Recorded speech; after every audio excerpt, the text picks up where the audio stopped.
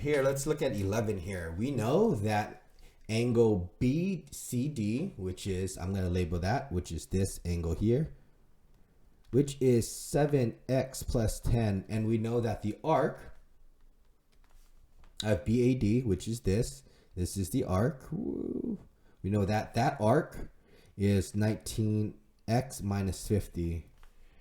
And I'm looking to find the measurement of that arc. So I have to solve for x first. The issue is you need an equation.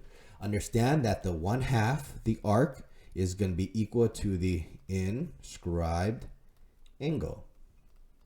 So let's set it up. 1/2, the arc is 19x minus 50. And that's going to be equal to my inscribed angle of 7x plus 10. All right. So how do I deal with that 2? Well, you know what I'm going to do? I'm going to multiply both sides by 2.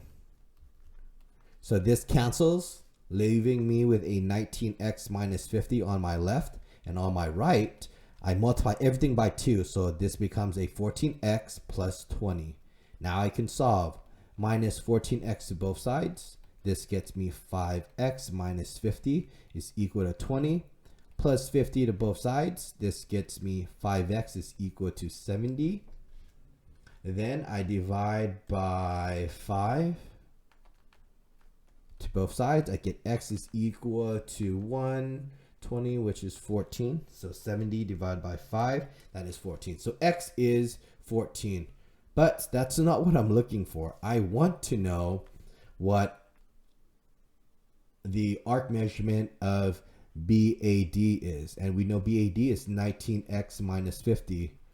I have to plug in what my x is.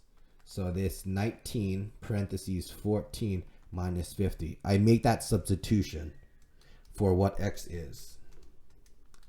Now I plug it into a calculator. So I can say that the arc of BAD is equal to 216 degrees.